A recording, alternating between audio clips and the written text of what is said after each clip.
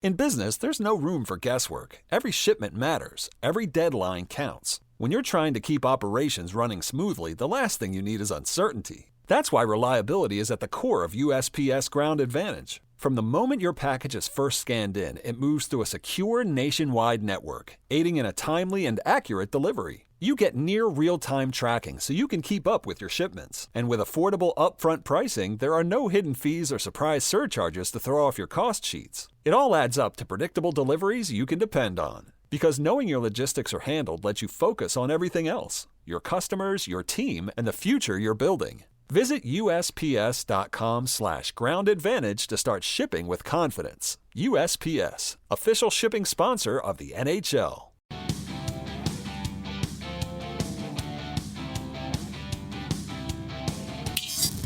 This is Follow the Money on VSiN. Thanks for checking in here on a Wednesday. We go out to the Progressive guest line. We'll hit some NHL and a little horse racing here as the great Eddie Olczyk joins the program now. New nickname here for Eddie. This is a Paul Howard special. We're Wheelbarrow Eddie on the program now.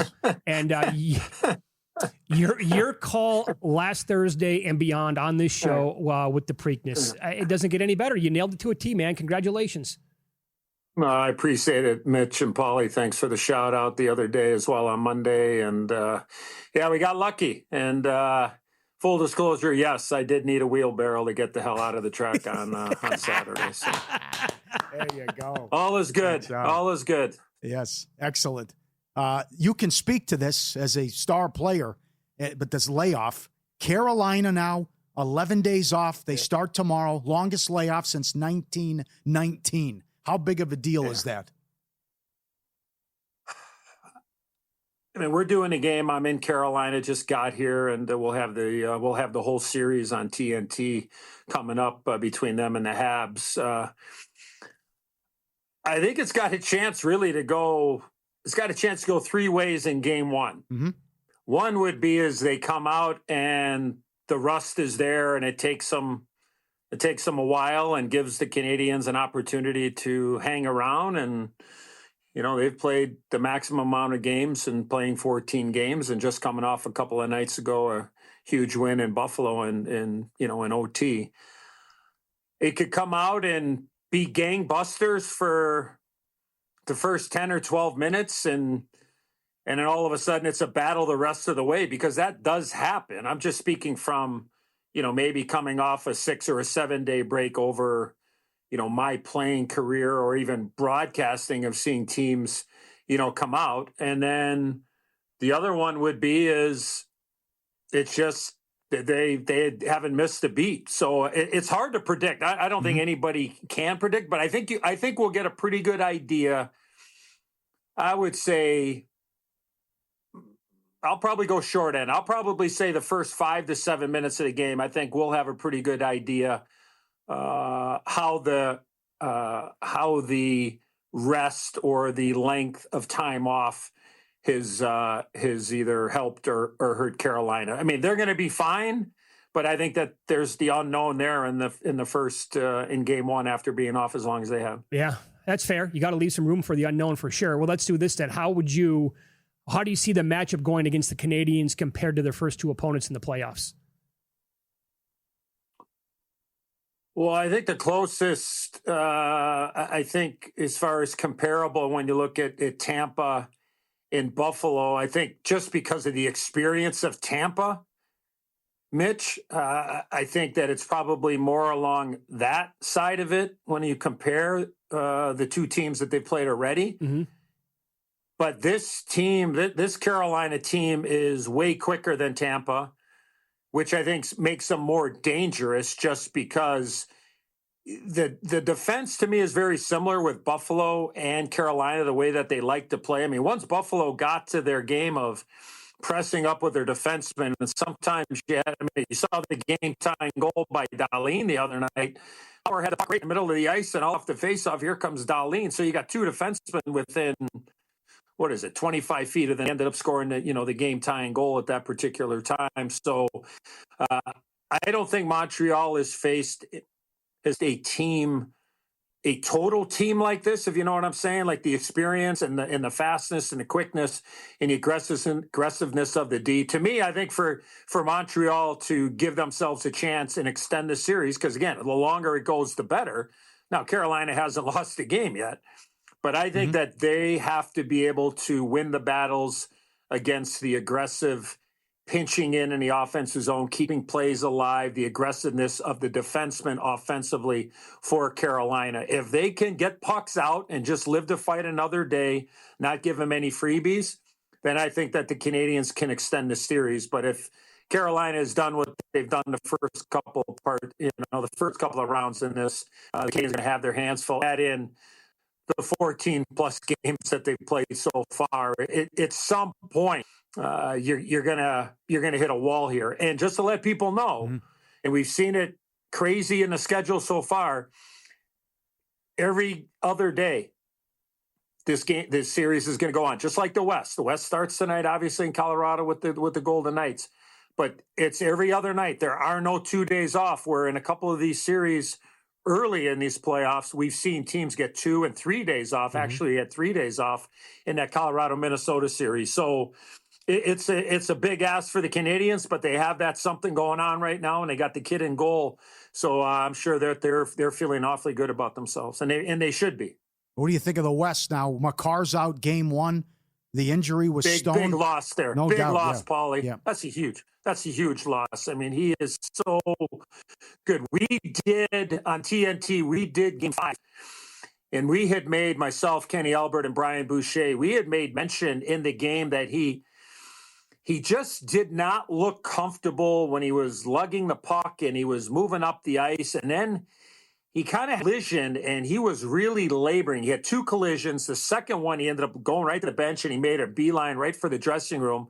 And he did come back, and he finished the game. And you could just tell he was very, very ginger. He was very protective of his upper body, and obviously the guy's banged up because he's tough as nails. So that's a major loss. That's a big advantage for the Golden Knights. Now, I haven't seen, as I mentioned, I've been traveling today. I did not see if Arturi Lehkonen or Sam Malinsky, 2 important parts of the Colorado Avalanche who did not play the last couple of games against Minnesota. Lehkonen is a top 3 forward, a top 6 forward on that team, and Malinsky has become a top 4 defenseman. You take Makar out now. Again, I'm not sure if those guys are in or out, but those are major losses. And the way that Vegas is going right now, they're getting the goaltending from Carter Hart. Mitch Marner's playing well. Jack Eichel, and I know he's only got the 1 goal, but man, oh man, he's eating up so many good minutes right now for them, and he's playing really well. I think he's got 14. He's got 14 assists the last time I checked. So there's an opportunity here for Vegas when you take out arguably the best defenseman in the world in a huge game 1 tonight in the Western Conference Final. Are you okay with Wedgwood and the goaltending in Colorado? I'm fine. Okay. Both those guys, Paulie, both those guys have played well. Both those guys struggled in the last round against Minnesota. No doubt about it. But the one thing that Colorado has been able to do all year, and it's a different game now because the playoffs, as you guys both know, the rink gets a little smaller come playoff time. You have time to make plays, but you feel like, because every shift matters, it feels like that the other team has 6 guys on the ice sometimes, and that's just the way that it goes. So I think Colorado has had the ability to be able to defend. I think both these teams can defend very well. The one thing with Vegas is that they're getting goaltending now, which they didn't get for a lot of the regular season, and I think it probably did costing Bruce Cassidy ultimately his job. And they got Carter Hart back. John Tortorella's done an amazing job, and this is a team with a lot of belief. So I do not have any issue with Wedgwood. And Paulie, if he goes sideways, they could go to Blackwood because he had himself a pretty darn good season too. So, but I think it is Wedgwood's net here. And if he needs a breather in this series, could I see Jared Bednar, giving him a game off if they get into one of these, double or triple overtime games. I can say that because I don't have Western. So if it goes double or triple overtime, I'll be okay with it. I don't know if my buddy Ray Ferrara over at ESPN will be too thrilled with a triple OT, but I'm good with Wedgwood long-winded. I'm fine with him because I think he's proven himself this year. Here's what I'm seeing right now. Lehkonen is expected to play tonight. And also, I don't know if you missed this or not, but Mark Stone was skating with the healthy scratches at Ball Arena earlier today. He's not going to go tonight, but the question now becomes, does Stone come back for a game 2, maybe a game 3? How long does that Makar injury linger? I think if you like the Golden Knights in game 1 tonight, you got to think that they're live in the series a little bit. Yeah. Well, I don't know why people would not think they don't have a chance. They can defend, and I think that's the thing that has impressed me most, Mitch, is that they can defend. Now, it took them a while to get to their game. Let's call it what it was, because I had done game 2, and that was the 3-0 or 3-1 game against Anaheim. The Ducks were the better team in the first 3 or 4 games in that series, without question. Vegas got to their game in game 4, and I think they really found a formula on how they need to play and how they want to play. So, look, you want Mark Stone in the lineup for sure because he's that impactful of a player. But you got to play the hand that's dealt, and teams have injuries, and nobody's going to feel sorry for you. Yep. So, especially on the back end, the door is open for the Golden Knights without Cale Makar in the lineup right now. Eddie, you're the best. Have a great call in the East. As good as the Preakness went for you. We're going to try. Thanks for having me, boys. Be good. There you go. The great Eddie Olczyk progressive guest line. As high as 80-1 was available last night. Win, lose next year on VSiN.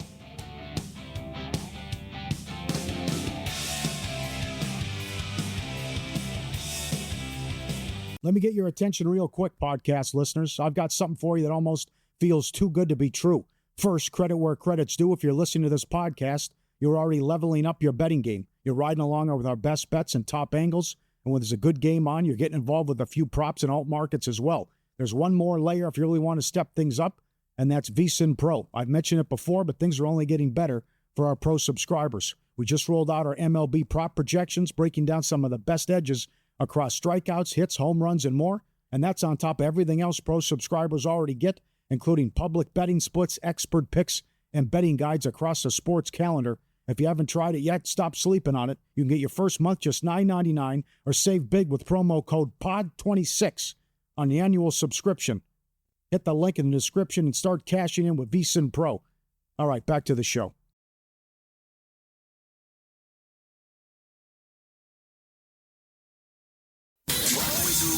Follow the money. I always say, you always follow the money. Yeah. This is Follow the Money with Mitch Moss and Paulie Howard on VSiN. Thanks for checking in today. Watching on YouTube TV, listening Sirius XM channel 158, iHeartRadio, TuneIn Radio, or any of our affiliates across the country. We're going to get into today's Major League Baseball card. We'll expand on the NBA playoffs, the NHL playoffs, as the Western Conference Finals begin tonight. And right now we go out to the progressive guest line as professional sports bettor Aaron Renning joins the program now. ER, good to talk to you today. How are you? I'm doing good. Good to talk with you guys about some great playoff basketball. No doubt. You're a lifelong NBA guy. You have specifically gone to watch Victor Wembanyama play in person just to check it out. You went to the NBA Cup. I've never seen him play in person. I have to go check it out sometime because it's, as Paulie said leading into the series, it was a quote from one front office guy who said, SGA is not a cheat code. Wembanyama is a cheat code. My God, is he ever ER? Absolutely. I mean, like I say, when I handicap a NBA playoff series, I always start who's the best player in the series because that's where you can get some upsets because one player can definitely carry you. And, certainly Cash is an underdog and be an NBA champion for that matter. And we might not get Wemby as an underdog another chance in an NBA series for a long, long time. I mean, he's that good. I mean, the want to. I mean, everybody saw it on display in Game 1 at Oklahoma City a couple of nights ago. It's not just the size and the ability. It's really the want to. The competitive to be the best. It's a great thing to watch, and obviously, so much on both sides of the court. absolute destruction on the glass in game one. And I don't know how long they can play Hartenstein in this series. Do you think that'll continue, that the Spurs are going to dominate the boards? I would expect Oklahoma City to really come out and do some different things here in this game. I mean, obviously they took a punch, and you always want to see how a team comes back. And, I think that's the one thing we have to remember about the Thunder. I mean, they didn't dominate on their way to winning the NBA championship last year. Game 7 against Denver and Indiana. Although one thing you certainly have to remember is those game 2s when they lost game 1 against Denver and they lost game 1 against Indiana. They came back in game 2 and they won by 43 and 16. Obviously, in that situation tonight, a little bit different against Wemby, but we'll see how it goes. But the Thunder, this is not a team with 3 or 4 surefire Hall of Famers on it. To be this kind of a juggernaut favorite. Again, great regular season team, but I can't say that it's just a blown away great team in the playoffs. Well, what did you do with the game, if anything, at this point? Because now the situation, basically, to your point, going back to last year, it reeks of Oklahoma City tonight. They're up to 7 here at Circa, 7.5 at other shops. What do you make of that? Yeah, definitely sharp money here. The sharp books are pointing towards the Thunder. Again, talked about how they came back in game 2s. And really, that's been a phenomenal trend in the NBA playoffs. I mean, look at San Antonio last round, get beat by Minnesota the first game, came back, beat them by just about 40 in that second game. It's been good when you get that favorite that loses the first game and they have that game 2 at home. They've come back. So, very hard to bet against that. Very hard to bet against Wemby. For me this year, that's kind of been a rule of thumb. But I would definitely lean here towards the Thunder. For me, I'm still looking to play, just a brutal beat for me on the under the other night. I got that back with the over last night. But if Fox doesn't play, I haven't seen anything. I'm sure we'll know maybe an hour before game. I would still come back and play this one under the total. Oh, you would? Okay. Yes, I'm with you on that. The pace was very slow, and you got the top 2 defenses in the playoffs here. Oh, I mean, this is just the kind of the future of the NBA, where it's 94 feet of basketball, guys picking you up full court, just athleticism. I mean, if you're one of these teams with the veteran guys like Giannis and et cetera, guys that are 27, 29, 30, I mean, the game is changing. It'll be interesting to see how these GMs kind of approach the offseason to try to compete with the Thunder or the Spurs. Yep. It's going to be a gigantic offseason for every other team in the league for the most part. If this was not the second game of this 7-game series, and Oklahoma City was not down 0-1 playing again at home, if it was a game in February and both teams were fully healthy and they were off like 3 days rest each, right? What would you make the number? Well, it's interesting. I mean, if you go back to the regular season, everybody talks certainly about how, the Spurs were up 4-1 in the series in the regular season. I mean, the spreads were pretty big. I mean, they were definitely bigger than this. Mm-hmm. You had a double-digit favorite. You had Oklahoma City by 8.5. Now, injuries always play a part of that, but, the market just hasn't quite caught up. I mean, even going back to, you mentioned the championship game I was at with the Knicks in San Antonio. I mean, the Knicks were a 2.5, 3-point favorite on a neutral in that game. Oh. It'd be the opposite at this point. So, the Spurs just continue to go up that power rating. And then, so when it comes to, we've kicked around Hartenstein so far. My big time worry for Oklahoma City is Chet Holmgren. I mean, yes. I think there's an angle here where he just has a disastrous series, and I haven't done this yet, but I want to play under 13.5 points. But that kid looked lost out there the other night. Absolutely. I mean, there's no question that Wemby gets up to play him and play him at his best. But it doesn't seem like Holmgren wants to rise to the occasion. So, I mean, that's very well put. And, what's interesting, guys, is, we saw it really in these first 2 games of the conference finals. I really thought going into it, the West was going to be, okay, which team's going to rise to the occasion and win this series? And we saw that obviously with the Spurs, where the Eastern Conference was, okay, which team's going to go and lose it and blow the series, as I didn't really trust either team. And boy, that was on display last night as well. What do you think happens now tomorrow night? Well, I mean, this you gave away a game in an epic choke, and if that lingers, and some people are saying you just can't overcome this, what Cleveland did, and the Knicks are 6.5 and 2-15 and got to be loving life after they stole a game.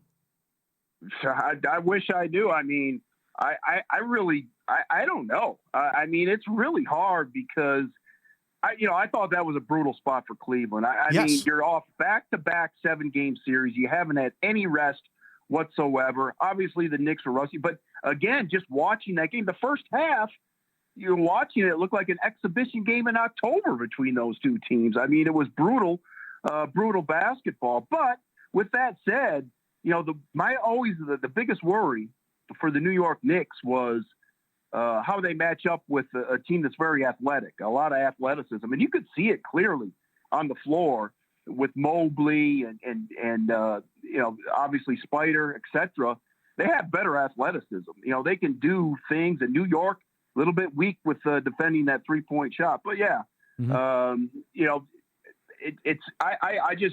honestly couldn't tell you. Hard to say who's going to show up there. But that was a tough spot. They took a punch. We'll see how they come back. For me, I would lean a little bit over the total here. I still think it's going to be offense between these two teams. You're always going to have Harden and Brunson on the court. I mean, those are two guys that you can go at from an offensive perspective. So I think, if anything, I'll bet it over. But I really don't know from a side perspective. Yeah. Well, I mean, how about Atkinson last night, not taking a timeout? He took one, I think, during that whole run that was eventually like 30-8 during that time. And then he says, I never thought about taking Harden out of the game. I mean, at some point, you just have to realize the guy's awful out there, and he's the reason why we're going to lose this thing. I was telling people, even going back to the Toronto series, I was just like, Harden's giving as much on the defensive end that he's given you from an offensive perspective. You couldn't really see it. You certainly saw it last night. I mean, whether he's getting blown by, falling asleep, not guarding the 3-point line, he is atrocious. And, Brunson could be that bad as well. So, Cleveland's kind of got to go at him and make it a game. But, you like I said, you're off 2 7-game series. Your team's probably going to gas out. You might, use those timeouts. I mean, easy to say now, but come on, man. Yep, well done. Have you added the WNBA to like your daily betting portfolio this time of year? I do. I've given up on baseball forever. I can't stand the sport at this point anymore from a betting perspective. Especially during the summer, I'd rather get out of here and travel and do some things. But yeah, I mean, since the NBA playoffs are pretty easy, you're watching games every night. I'll do the WNBA till about NBA finals are over with, maybe July 1st. Basketball's basketball. To me, as a handicapper, I've just always enjoyed and had a little bit of a knack for beating basketball. And women's basketball, you can get some good money down on it nowadays. Yeah. Did you bet anything tonight? I know you were going to travel to the game tonight, so you may not have had a chance, but did you get anything down for the WNBA tonight? I bet the Portland, Indiana game with Caitlin Clark over the total. I mean, again, very, very natural, easy bet. Not much to explain with the fever over the total, but been dabbling in it a little bit. Yeah. Very good. RDR, thank you for the time as always. Enjoy the game tonight and good luck. All right. Hopefully some more good games, guys. Thank you. Yeah, absolutely. Back at you. So he's leaning under in the game tonight, specifically if Fox is going to be out there playing. Yeah, to me, you have to. Yes. Yeah. Top 2 defenses, and the pace was so slow in game 1. Need a double overtime to get there. Dallas Wings tonight, $1.50 on a money line. Rakia Jackson out for the year. The tirade from Fernandez. Did it wake him up? In the last game? Again, was it good for them to have that time in between games? Maybe it was a good thing for them. I think that's big. You take out a gal who can score 20 a game. That's a huge loss for Chicago. I looked at playing Caitlin Clark with a double-double tonight. It's plus money. They're big favorites. He's expecting a lot of points. The market is expecting a lot of points on top of it. She's off to an awesome start. She's only had 1 double-double so far in 4 games. Okay. I would actually think that she can push for a triple-double tonight, which is around 20-1. We'll expand on the game coming up next. I'll give you an angle that is 17-6 straight up in the playoffs this year. It applies to tonight's game too.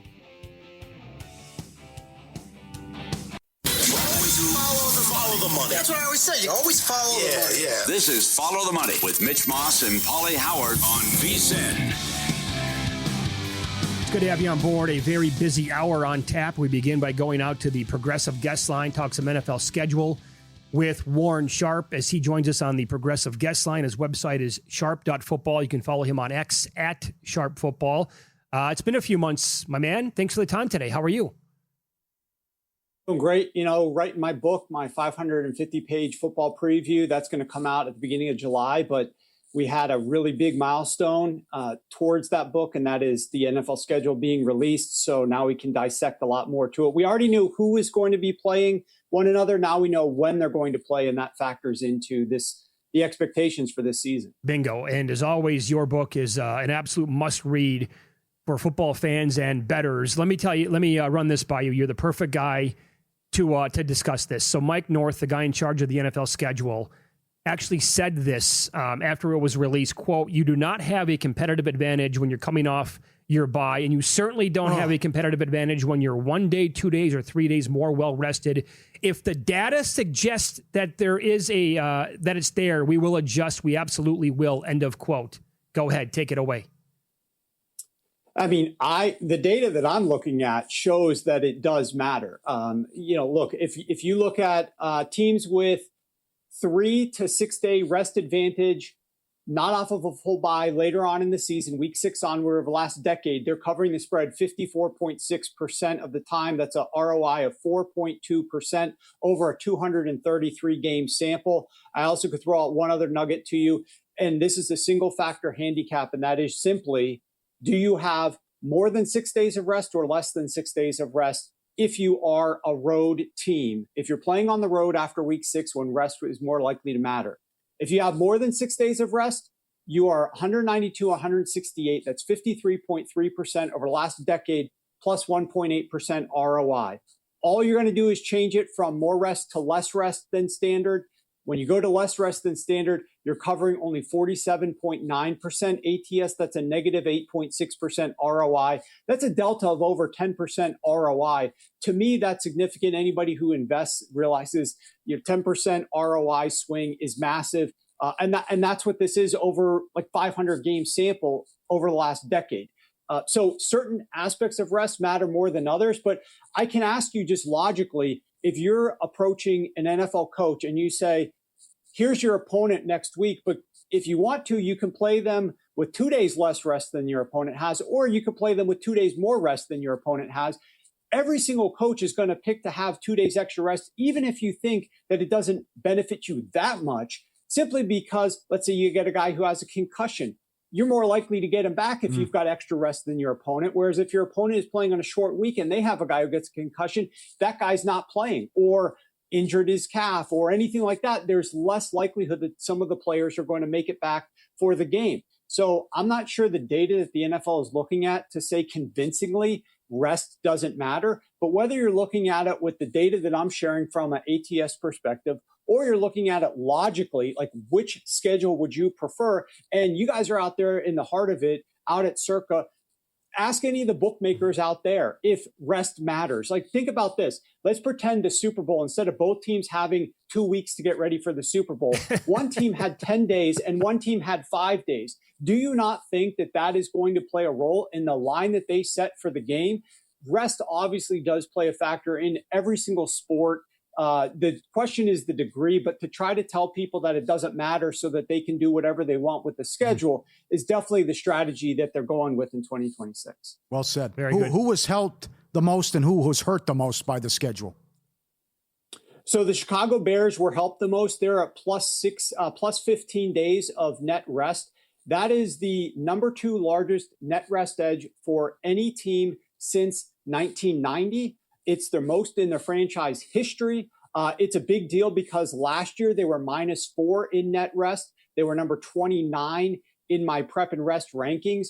So to move from -4 and ranking 29 last year to move to number 1 this year is definitely a big factor late in the season, which is when rest matters more. It logically makes a lot of sense that it would matter more later in the season when more players are dinged up and you have more likelihood to get them back if you're getting a little bit of a rest advantage. From week 11 onward, The Bears have rest edges in 4 games out of 7 total that they're going to be playing, and a rest disadvantage in 0. They're the only team in the NFL that gets that. And does rest matter? Well, let's look at the Bears directly. Has rest mattered for the Bears? Since 2020, so the last 6 years for them, they are 0-9 straight up, 1-8 ATS when playing a game with a rest deficit of at least 3 days. That's a negative 78.8% ROI. However, over that same span since 2020, they are 55% ATS when not playing with a rest disadvantage. That is the 4th best mark in the NFL. So the Bears move from the worst team in the NFL, 0-9 straight up, 1-8 ATS, all the way to the 4th best from an ATS perspective when they don't have to play at a rest disadvantage, and they're not going to have to play with very many rest disadvantages in 2026. So that's a team that was helped the most. The second best team is the Buffalo Bills. They're helped a ton. Their mark is plus 14 net rest. That is the number 1 in their franchise history in terms of being beneficial to them. Team that's hurt the most is the LA Chargers. They are minus 24 in net rest. That's dead last. It is the worst in the franchise history. This is a team that over the last 7 years, we say like things should be balanced. You know, maybe fine. Somebody has to bear the brunt of it one year, give them some extra benefit next year. Not for the Chargers. In 7 seasons, including 2026, since 2020, the last 7 years, they've had positive net rest only 1 time. They are going to be playing 7 games this year with a rest disadvantage. That is the most games since 1998 for any team. They're playing 4 teams coming off of a bye. And listen to these teams, guys, as I'm talking about these. The Chiefs, the Texans, and the Patriots are 3 of those 4 teams. And they also play 2 teams coming off of mini buys. Those are the Bills and the Ravens. Think about the landscape of the AFC. You got the Chargers up there trying to compete for an AFC championship.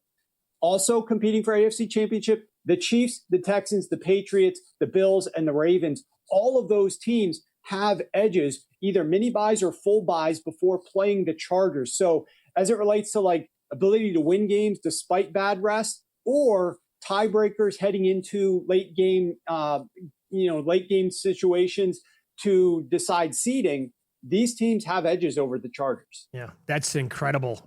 Against all of that stiff competition as well as Follow the Money here on VSiN, the Sports Betting Network. Warren Sharp, our guest.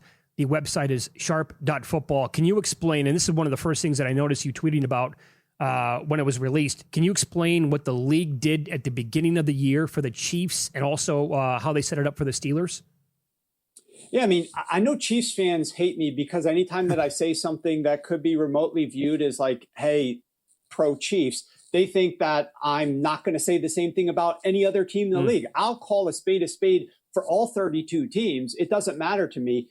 The league set the Kansas City Chiefs up really well to start the season. And that is because they don't know. And Mike North came out and said on record, we're not sure yet if Patrick Mahomes is going to be ready for week 1. And so they gave the Kansas City Chiefs the earliest bye possible, which is week 5. And those first 4 games that you see on the screen, that is the number 1 easiest schedule in the NFL through week 4. Now, some people might say, well, then why did they schedule a Monday night game for the Chiefs in week 1 if we're not quite sure if Patrick Mahomes is going to be there? Because all the NFL cares about is eyeballs. How many eyeballs will we get on our games to maximize viewership? That will allow us to sell our total package for the most amount of money. That'll bring the most money for the league and for all the 32 owners. They said specifically, Mike North came out and said, it doesn't matter if it's Patrick Mahomes or Justin Fields week 1. Monday Night Football week 1, everybody is going to be watching that game. If the Kansas City Chiefs are playing and Andy Reid is coaching, and this is a team that's trying to get back on track, they're still going to watch whether it's Justin Fields or not. But what this is going to allow the Kansas City Chiefs to do is that if Patrick Mahomes ends up having a setback or isn't quite right for week 1, this is a team that still can have a great record through 5 weeks of the season and then be positioned well to be competitive and a true contender down the stretch of the season. Whereas if Patrick Mahomes wasn't back for week 1 and they're scheduling all their tough opponents during the first few weeks of the season, then the Kansas City Chiefs might start off in a big hole and can't get back on track. For the Pittsburgh Steelers, the story is a little bit different because they weren't quite sure if Aaron Rodgers was going to come back or not, but they were assuming that he was. what they did with the Pittsburgh Steelers schedule is quite interesting. They gave them a week 9 bye, but those first 8 weeks of the season, it is the number 3 easiest schedule in the NFL for any team. You ask, why does that matter? Well, it matters because the Steelers are more likely to have a decent record in those first 8 games by the end of it through that bye week of week 9. And then what does the NFL have? As you see on the screen right there, Sunday Night Football week 10, 3 more straight primetime, marquee games, starting with Black Friday week 12, Sunday Night Football again week 13, and Monday Night Football week 14. They're in primetime games 4 out of the next 5 weeks after that bye. If the Pittsburgh Steelers were 2-6 at that point in their schedule, not as many people are going to care about what this team does with Aaron Rodgers. But now you got the situation where their schedule, the back half is stacked with tough teams, a lot of games on primetime. If they've got a winning record and it's Aaron Rodgers' swan song heading out the door, can he take the Steelers back to the playoffs in his final run in the NFL? That's going to draw a lot of eyeballs for all of those primetime games. So it's important for them to ensure that the Steelers have a decent record at that point. The way they can do it is by giving them the 3rd easiest schedule through the first 8 weeks of the year. Awesome stuff. I can't wait for July to get here to read the preview book. The website is sharp.football, on X at sharpfootball. Warren, incredible stuff as always. Thank you for the time. Thanks, guys. Yeah. Appreciate it. Be good. There you go. Have a good summer. You joined us on the Progressive Guest Line. I'll give you some news that could happen in the NBA. It would change the entire landscape as we know it in college basketball, potentially coming up next.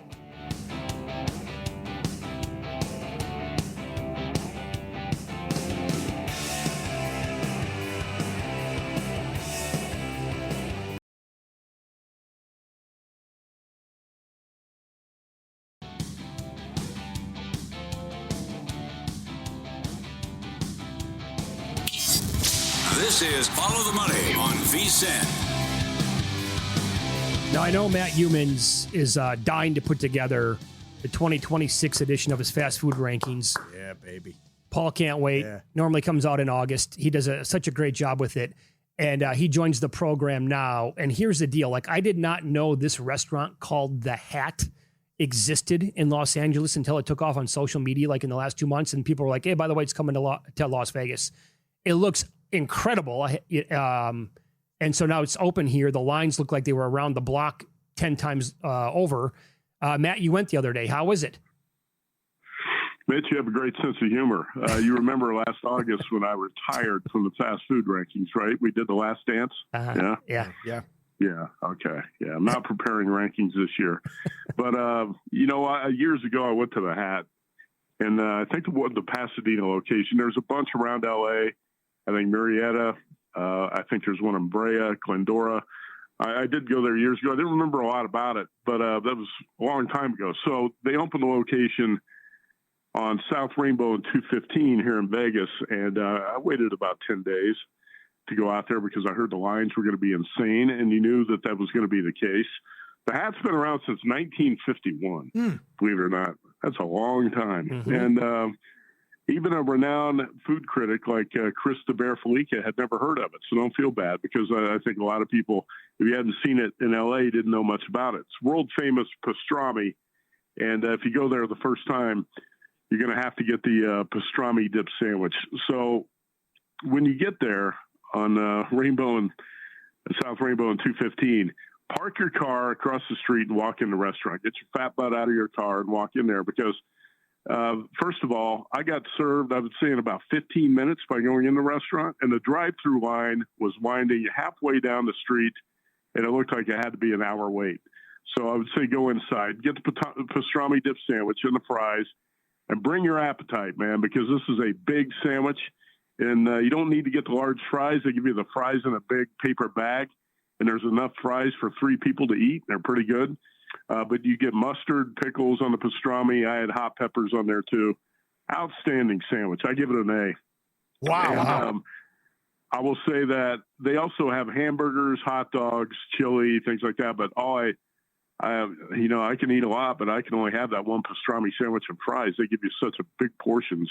So I'm going to have to go back, the next time and try the other stuff on the menu. But I would highly recommend it. They're open till midnight, so you can go late. You definitely don't want to get there in the busiest part of busiest part of the day. So it's worth the drive over there. Mitch, by the way, your wife was a famous chef, I think, for a long time.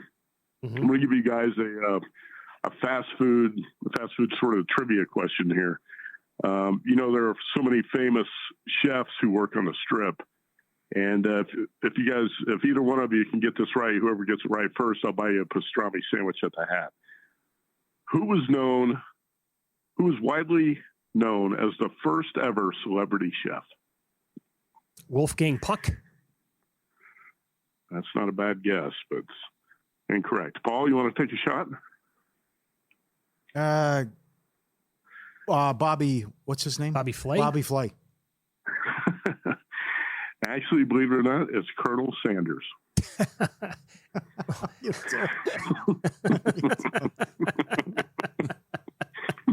You're a legend. No doubt about it. You're a legend. Yep. Also, we missed the Heart Attack Grill down here as well. They'll be shutting down the triple bypass burger and everything that they had over there. You'd weigh people when they come in. What a mess. The gals dressed as nurses that would serve you. Unbelievable. Thanks for that review. Can't wait to go. What do you think tonight, game 2? Go. Yeah, well, what do you think tonight, game 2, Spurs and OKC? I lean under. What do you think? I would like to watch one of these NBA games where we don't have a sick beat on the side or the total. Yeah. These bad beats are just off the charts. Sunday night, actually, the game was so bad, the Pistons were pathetic against the Cavs. I actually left in the middle of the second quarter and said, I'm not going to waste my night watching this crap. And that's why I drove out to the Hat to try it out, because I didn't want to waste the night watching the NBA game. I'll tell you what, the first game between the Spurs and the Thunder might have been the best game of the entire NBA season.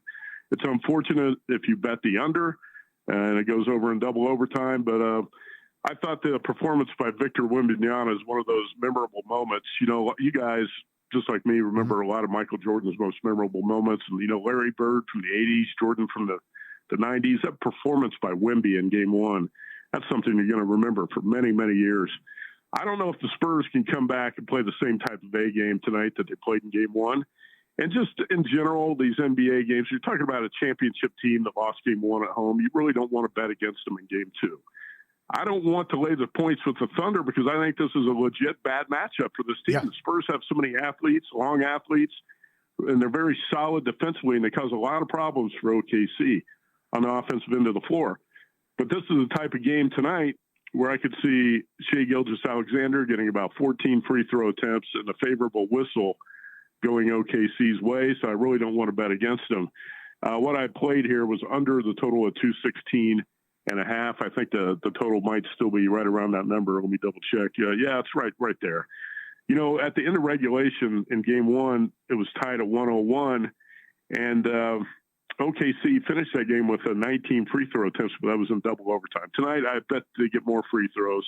It might be a slightly higher scoring game, but I think the Thunder get the win tonight.